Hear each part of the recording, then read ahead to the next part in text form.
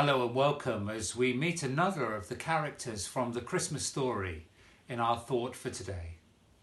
This Advent here at St Peter's Elworth, we are encouraging one another with these short talks as we prepare for Christmas. And today we meet Elizabeth, a relative of Mary, who encouraged Mary and is an example to us all in her faithfulness to God, even when things don't go as expected. In the Bible, Luke tells us of Elizabeth in the first chapter of his Gospel. She is married to Zachariah and they are faithful to God, even though life has not been easy. Elizabeth has not been able to have children, and now, as Luke puts it, she is well on in years.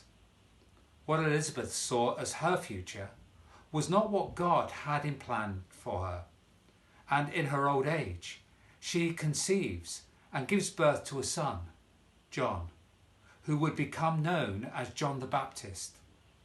But more about him later in our series. You would have expected Elizabeth to have been keen to share the news of her pregnancy, but we are told she kept it quiet for 5 months. Why? We're not told why, but maybe it was so that the focus wouldn't be on her, though she has an important place in the Christmas story.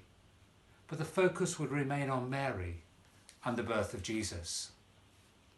Joy and gratitude are woven throughout Luke's account of Elizabeth's experiences, and she continues that line of women from the Old Testament, such as Sarah, Rachel and Hannah, who in similar ways had a child late in life, and that these sons became important leaders of God's people.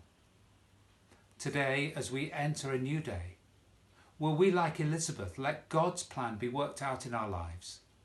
Will we be always seeking to keep the focus not on ourselves, but on God's gracious love, and allow His will to be done?